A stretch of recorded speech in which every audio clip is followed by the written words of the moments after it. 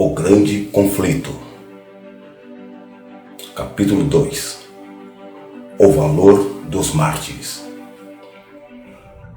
Quando Jesus revelou a seus discípulos a sorte de Jerusalém e as cenas do segundo advento, predisse também a experiência de seu povo desde o tempo em que deveria ser tirado dentre eles até a sua volta em poder e glória para o seu libertamento. Do Monte das Oliveiras, o Salvador contemplou as tempestades prestes a desabar sobre a Igreja Apostólica.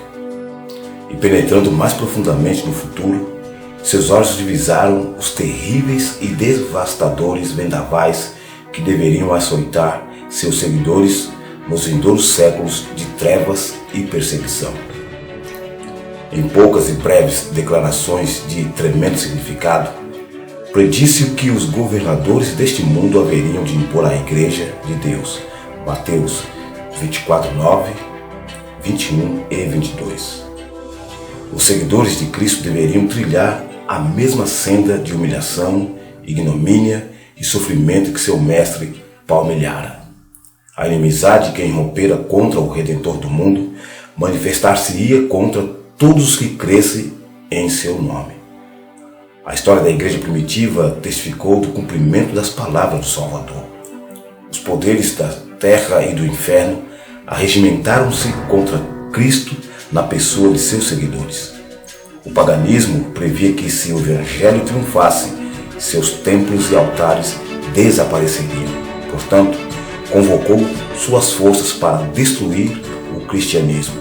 Acenderam-se as fogueiras da perseguição. Os cristãos eram despojados de suas posses e expulsos de suas casas.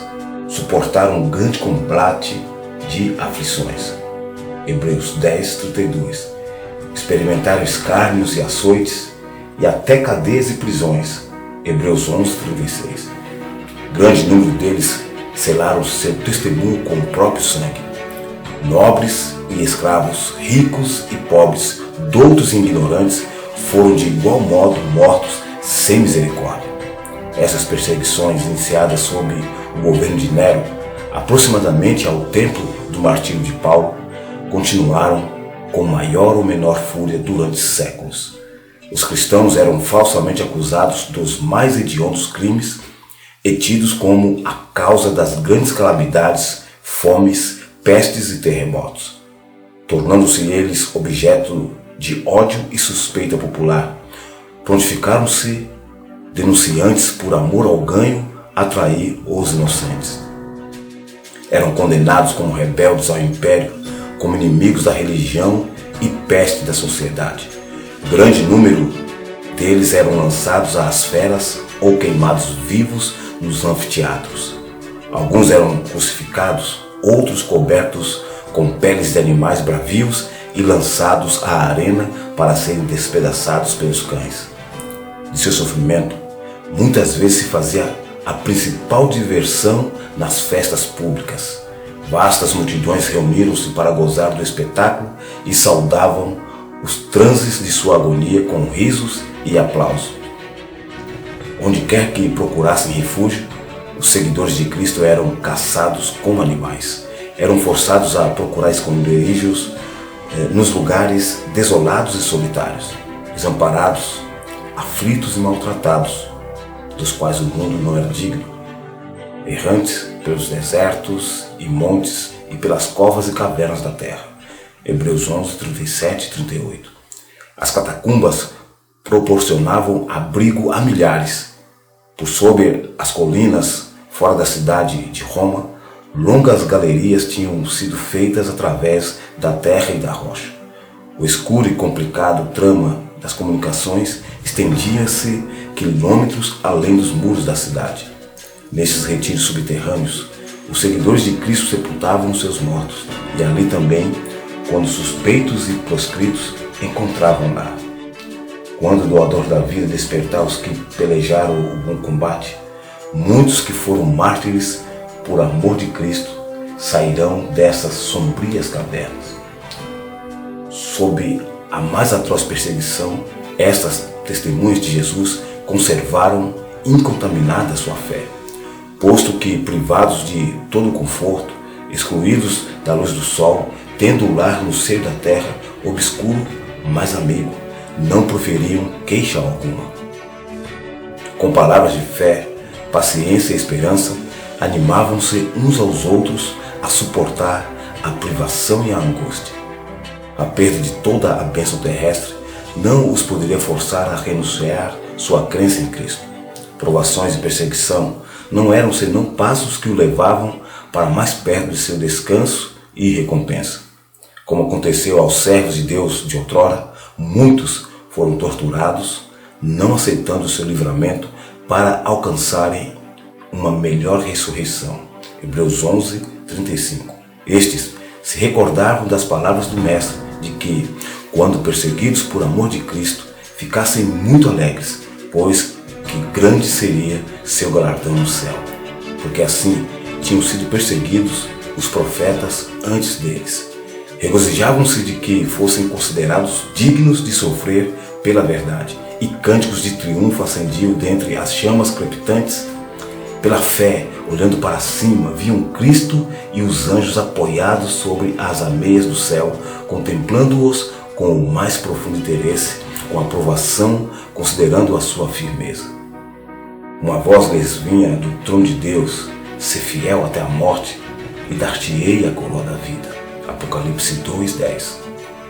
Nulos foram os esforços de Satanás para destruir pela violência a Igreja de Cristo.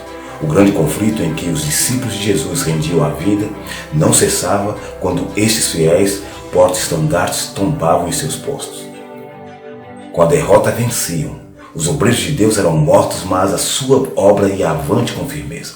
O Evangelho continuava a espalhar-se e o número de seus aderentes a aumentar. Penetrou em regiões que eram inacessíveis, mesmo às águias romanas. Disse um cristão, contendendo com os governadores pagãos que estavam a impulsionar a perseguição: podeis matar-nos, torturar-nos, condenar-nos. Vossa justiça é prova de que somos inocentes. Tampouco vossa crueldade vos aproveitará. Não era senão um convite mais forte para se levarem outros à mesma persuasão. Quanto mais somos ceifados por vós, tanto mais crescemos em número.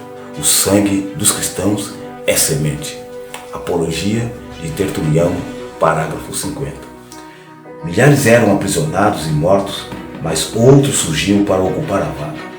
E os que eram martirizados por sua fé tornavam-se aquisição de Cristo, por ele tidos na conta de vencedores.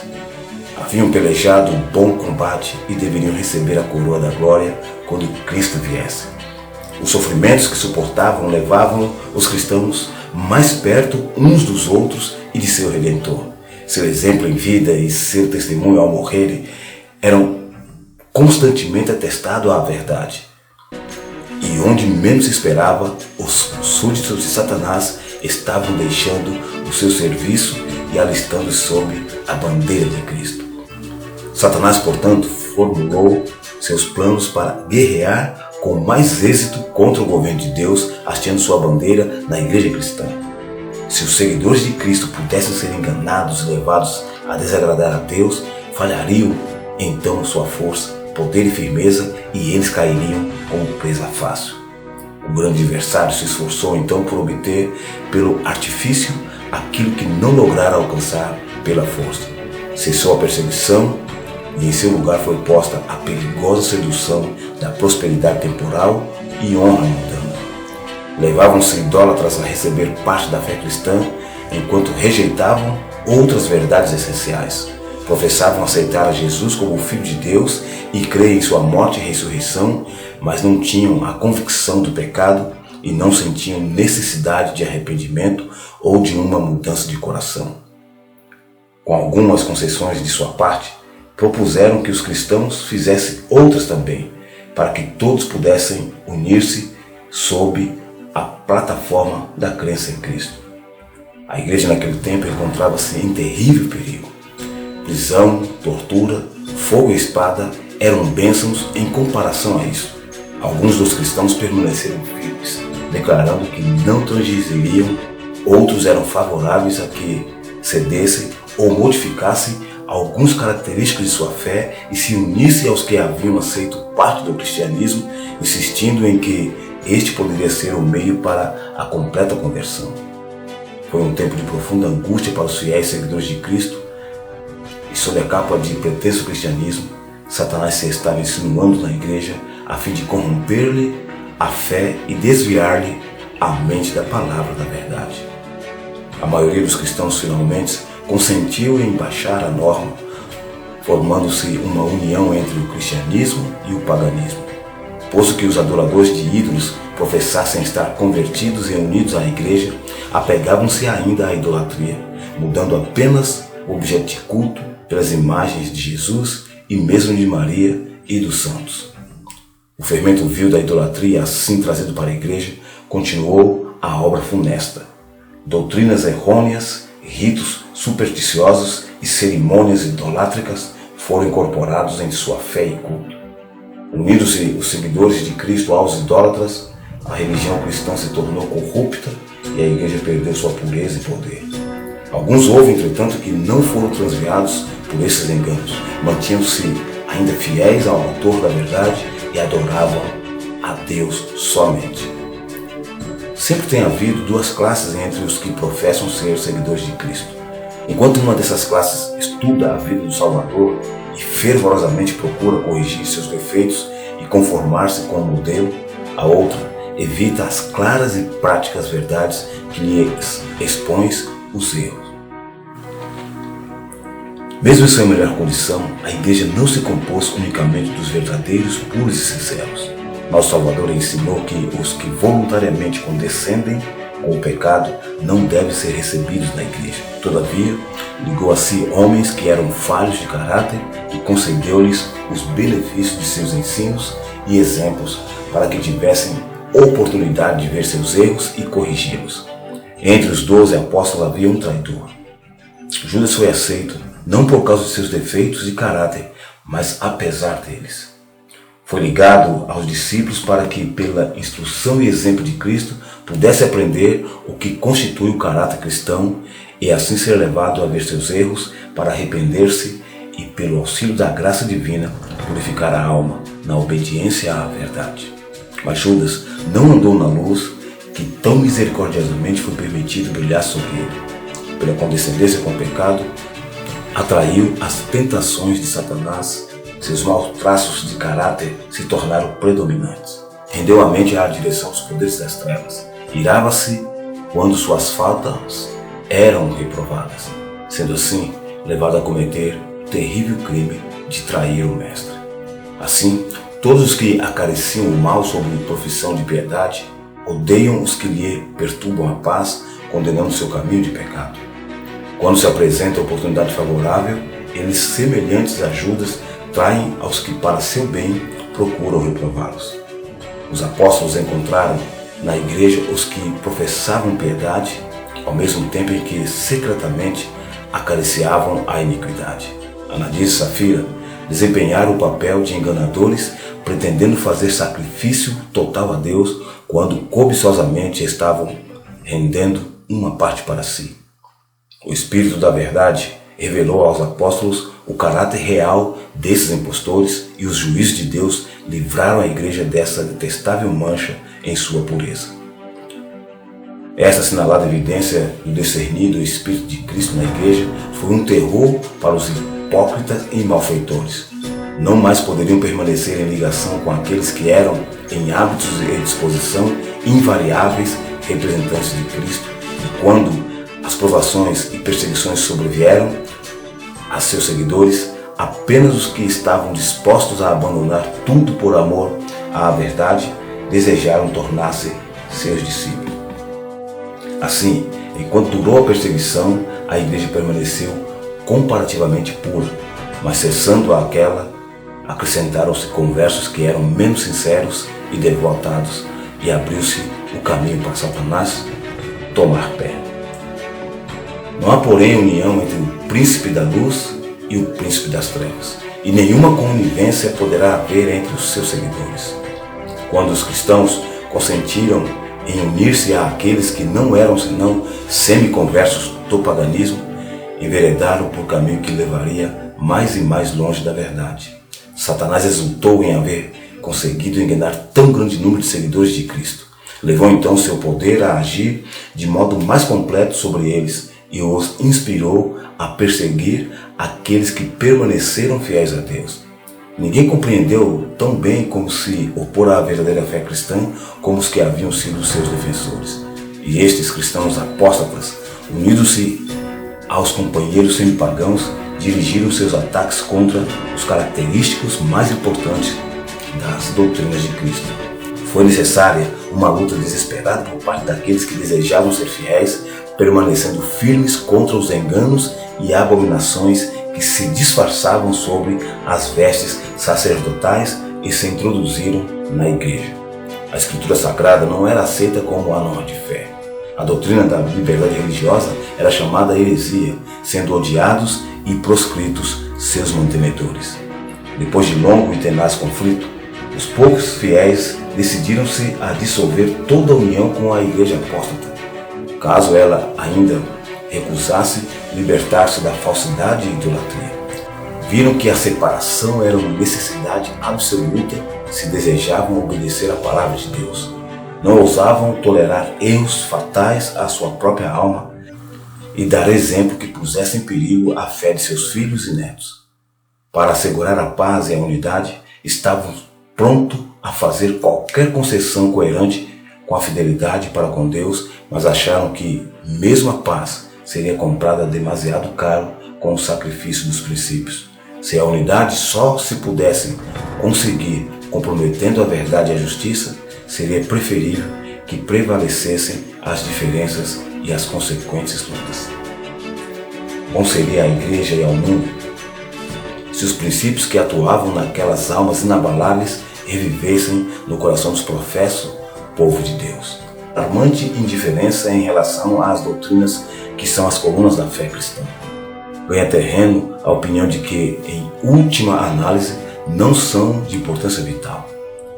Esta degenerescência está fortalecendo as mãos dos agentes de Satanás, de modo que falsas teorias e enganos fatais que os fiéis dos séculos passados expunham e combatiam com o risco da própria vida, são hoje considerados com favor por milhares que pretendem ser seguidores de Cristo.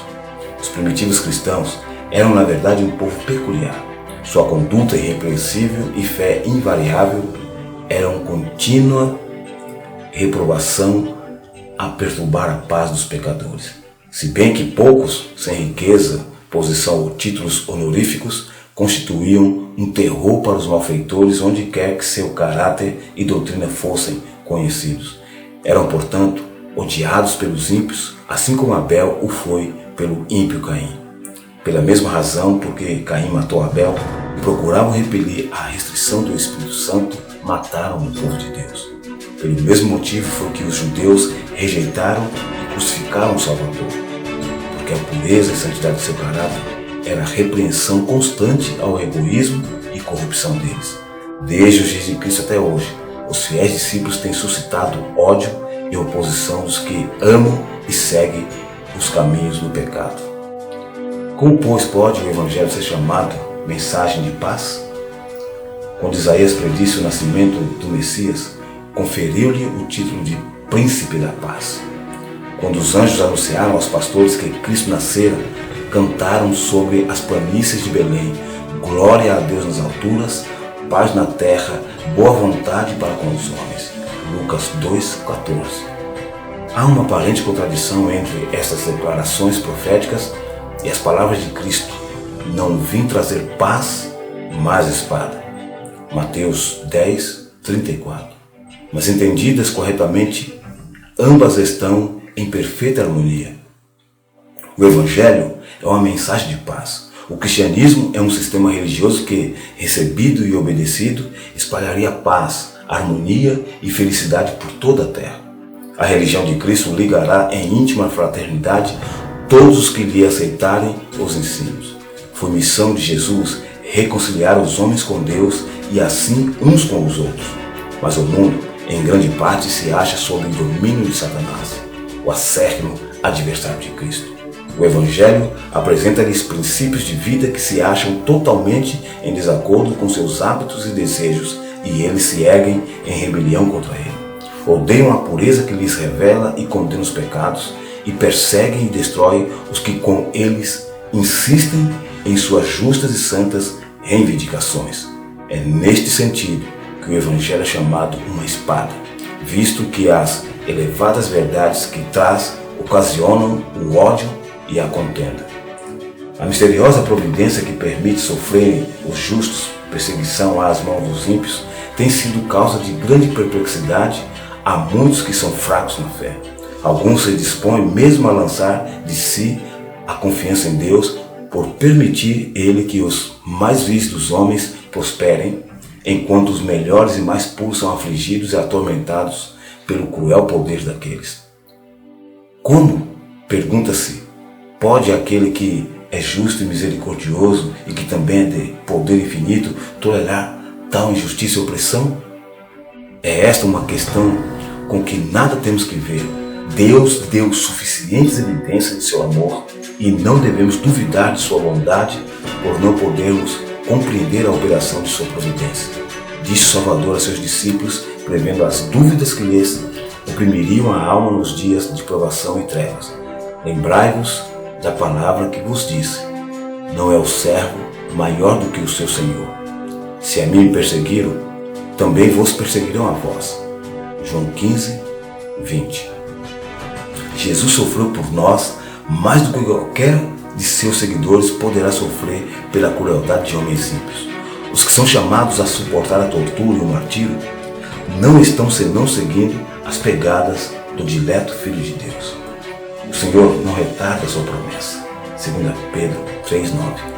Ele não se esquece de seus filhos, nem os negligencia, mas permite que os ímpios revelem seu verdadeiro caráter para que ninguém que deseje fazer a sua vontade possa ser iludido com relação a eles. Outros sim, os justos são postos na fornalha da aflição para que eles próprios possam ser purificados, para que seu exemplo possa converter a outros da realidade da fé e piedade, e também para que sua coerente conduta possa condenar os ímpios e incrédulos.